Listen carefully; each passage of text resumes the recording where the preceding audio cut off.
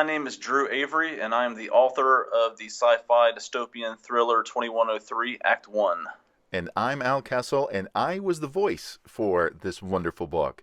So we've got some questions. We figured it would be a good idea to ask each other some questions so that you guys can get to know us a little bit better, and then maybe throughout the chat here, you'll hear some of the actual book. So, Drew, you've got some questions for me?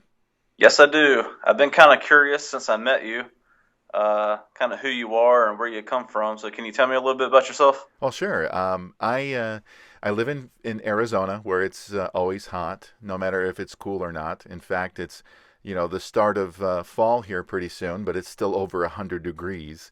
Um, and the funny thing is, my background is actually not in voice work. I worked for a university for a long time, great many years, but I was a podcaster.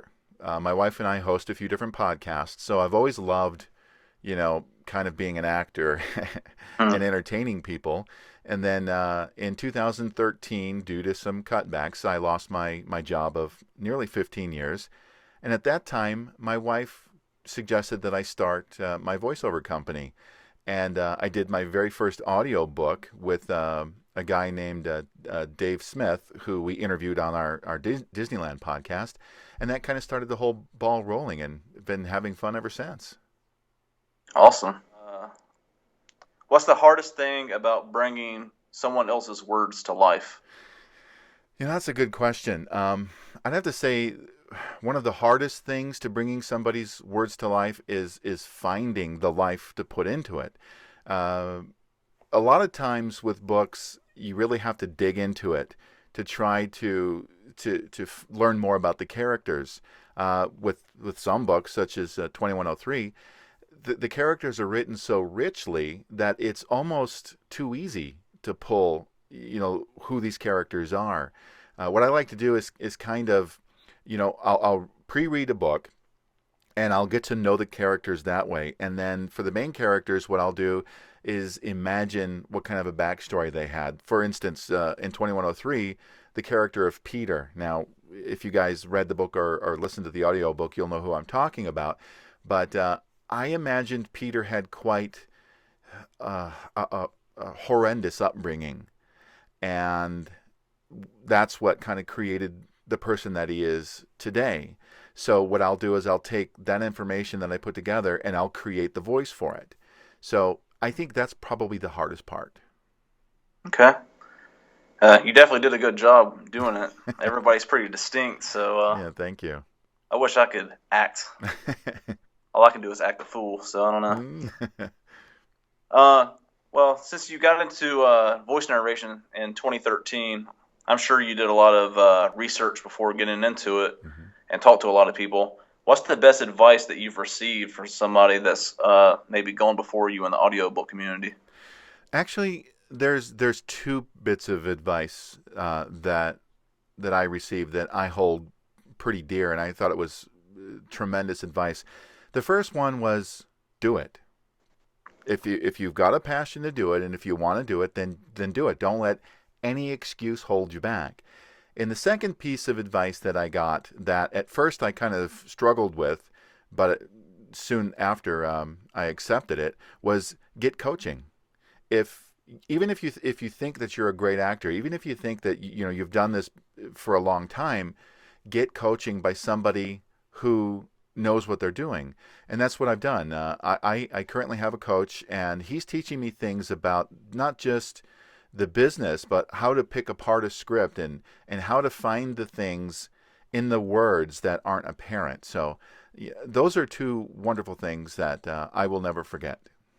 Awesome. You never really think about somebody kind of coaching somebody acting when Right. it comes to voice narration, but I guess it makes sense Oh because yeah, yeah. you're one man trying to make everybody come to life. Exactly. That's why, I, even before I started voice acting and doing audiobooks, I've always held voice actors in high regard, because unlike, people who are stage actors or screen actors, you have a big job to do, because you're not just one character. You have to remember what all your characters are, and you have to convey the emotion that these characters are feeling through your words and not through your face. So yeah, yeah, you're right. Challenge accepted, huh? It is. Well, what's your setup like? Whenever you go to record an audiobook, how do you have your equipment set up? Well, I have a booth. This, of course, is not my booth. This is just in my editing area. But I have an isolation area where I have my microphone and I have a monitor set up so that I can control the actual recording software. And then I have an iPad set up in front of me that has the manuscript on it, and I read off of that. Once again, great job tonight, Peter, Captain Troy said as I was walking out the door. Another long night of work was behind me, but this was no ordinary night. This one had brought positive attention to me in a way I had never received the last 10 years of working at the precinct. I was on cloud 9 thinking about what the future had in store for me. There were others in my office who would be susceptible to my plot. They were the ones who had given me a hard time and treated me unfairly. They would all pay. Well, what's next for you? Well, I'm doing another book for this wonderful author named Drew Avery. Who's It's that? yeah, it's called Mr. Grimm, and it's another um, wonderful mystery, otherworldly type fantasy book that will be available soon. And I also have a few other books lined up that I will be closing out the year with. A few fantasy books and a few mystery thrillers. Cool. About how long does it take you to complete an audiobook? It really depends on the length of it, but anywhere from a week to a month. Just depends on how long it is. Is that like a 8 hour day, or do you? No, Oh, I tend to try to keep the days broken up. So what I'll do is I'll record for maybe 4 hours at a time, and then I'll edit what I've got, let my voice heal up a little bit and rest, and then I'll go back in and record for another maybe hour or two. So I try not to put in long hours actual recording because it really strains the voice quite a bit. Uh, but one of the there are a couple of great things about working from. I have a home studio, so it's great to be able to record in my pajamas. Well, get out of bed, take a shower, and I'm at work. But one of the bad things about it is that it also enables you to work a lot more than you should. hmm. So I have some questions for you. Okay, what started your love for writing these wonderful stories? Well, it's not from what you might think. My mom used to use reading as a punishment, Oh, and I read Tom Sawyer and Call of the Wild, and hmm, there's a couple of other books. I had to read those several times, and I'm not real sure what if she thought she was helping me get into reading, but I always kind of looked at it as a punishment. And the same was true with writing. Like, say I didn't do my homework, she'd make me write several hundred times. We'll do my homework, blah blah blah blah. wow. And so when it came to reading and writing, brevity was my best friend. I got to the point where it went from something enjoyable to where something I looked at as uh, a punishment, essentially, because that's what it was used for. Right. That all changed when I read this book by an author named Peter David called it was The Incredible Hulk: What Savage Beast. So it was a novel length book based on a comic book, and I saw it as like $7 at the grocery store, and I bought it thinking that if I read it, then maybe I would enjoy it because it was based on a comic book character, and if I didn't like it, it would at least look cool on my bookshelf. Because when you're 16, as long as it looks cool, it is cool, That's right. no matter what kind of nerd you are. So I got it and actually read it. Took me a couple of days because it was a pretty thick book, and after that, I was like, wow, you can write something based on a comic book character without having all the pictures involved. And I kind of felt like I was living the story.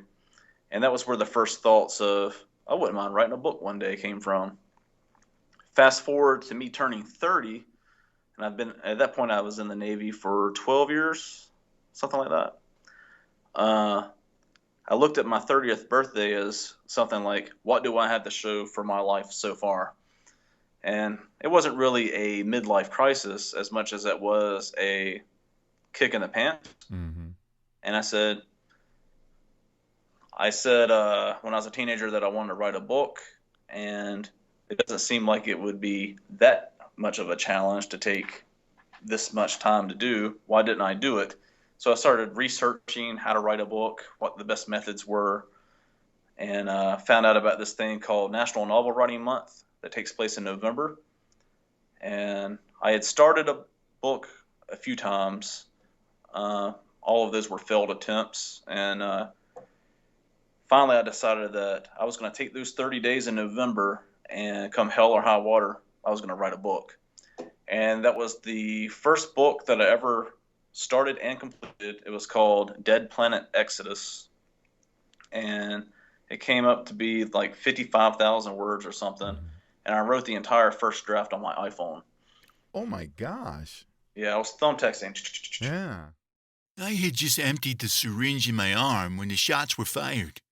The sound echoed in my head for what felt like several minutes, but I knew it was impossible for it to last that long. I was slumped against a brick wall across from the open courtyard in front of the precinct.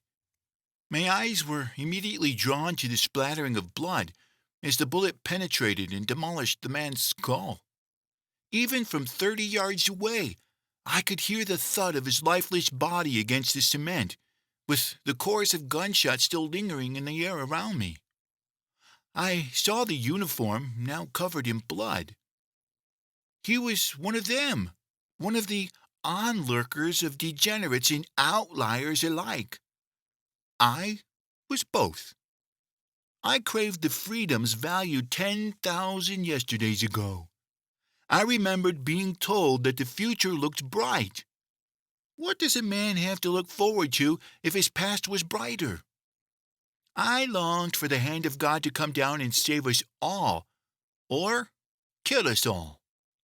Either way was more merciful than inaction. I wished I could see my mother and father once again. Their faith had brought them martyrdom.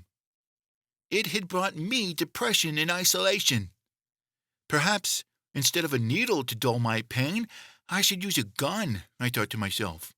A generous gift inside a generous world. Going on.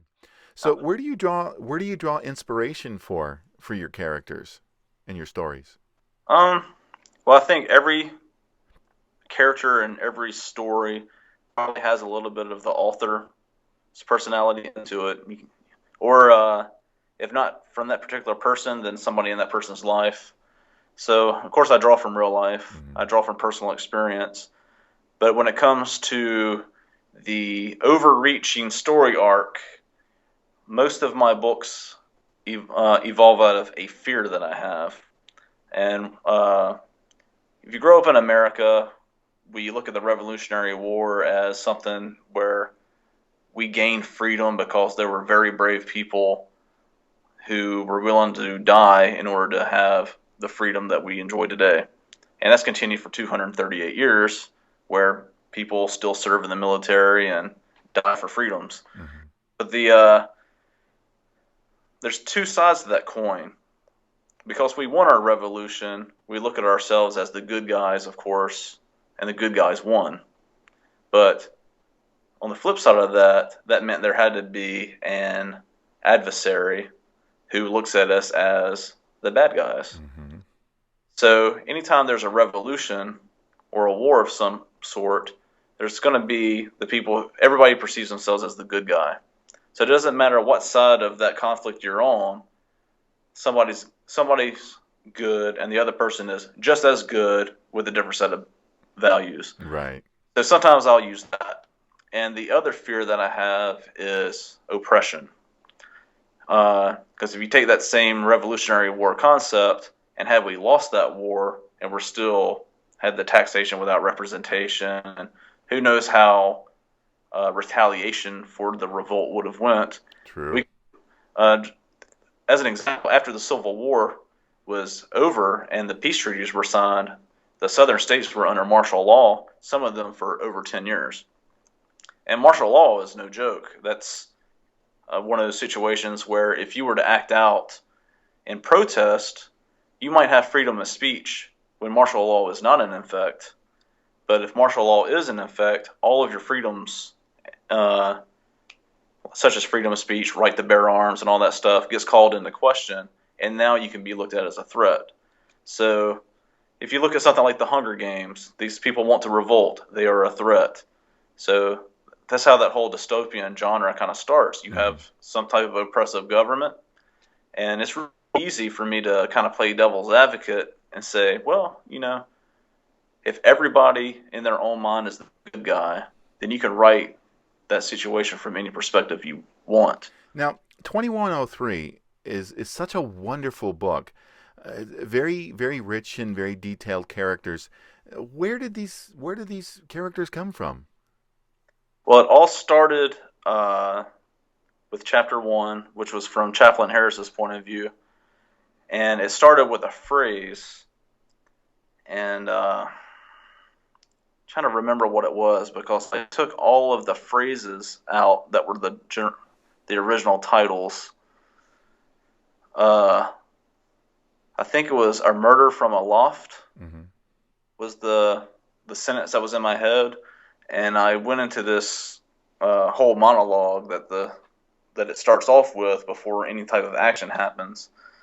And by the time I got to the end of it, I'd realized that it was written from a chaplain's perspective, and he was thinking about how a person of faith and how someone who's supposed to be an encouragement to other people just watched this happen before his eyes, and now he witnesses the evils of what he's, by silence, has allowed to happen. And he kind of takes the blame for it. And from there, I was like, oh, wow, that guy kind of seems, like an interesting character. He's got all this internal conflict. He's forced to do certain things, but he still feels responsible for the things that he's forced to do.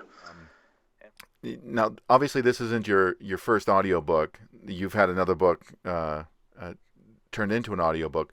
But when you're searching for a voice for your stories, what do you look for? And what do you listen for? Well, most of the time it is a male perspective, but not all the time. And I think of what that voice would sound like, what matches the monologue going on in my head. So some people, I like that huskier, deeper voice that you have. And if you go through and you're listening on ACX to a lot of the narrations, some people try to keep it upbeat, and my stories aren't upbeat. So that automatically excludes some of the people. Because they're talking like, yeah, we're going to read the book just like this. And you're talking about a war-torn country, it doesn't really work. So that demographic kind of goes. And then you find the people who can't really do a female perspective very well. And that can kind of kill it. And I'm not looking for a male voice that sounds just like a woman, but you still got to be able to sell it. So usually I send those particular types of chapters as the ones for the person to send me the audition. The audition piece to kind of get an idea. Because usually in a person's general speaking voice, whatever their main speaking voice is going to be very similar to what that main character's reading voice is going to be. Right. And if that somewhat matches what's in my head, then I feel like I have a palette to work with. Cool. And awesome. Well, Drew, it was great to talk to you and share a little bit of the processes that we both go through in order to make a book and into an audiobook. And it's great sharing some of this wonderful book with people out there. And if anybody wanted to get a hold of you, how could they do that? Well, I'm on Facebook. I'm also on Twitter. All you got to do is type in my name and pretty much find me. Or my email is drew.avery@gmail.com. And Avery is spelled with an A at the end instead of a Y. Long story about immigration. I won't bore you. Yeah, and if anybody wanted to reach out to me, my website is alkessel.com. I'm also on Facebook and Twitter. Facebook, I am Storyteller Narration, and on Twitter, I am Storyteller Al. So, well, it's been great to share this information with everybody. Drew, I look forward to working with you as much as possible. So, take care. You too. Thank you.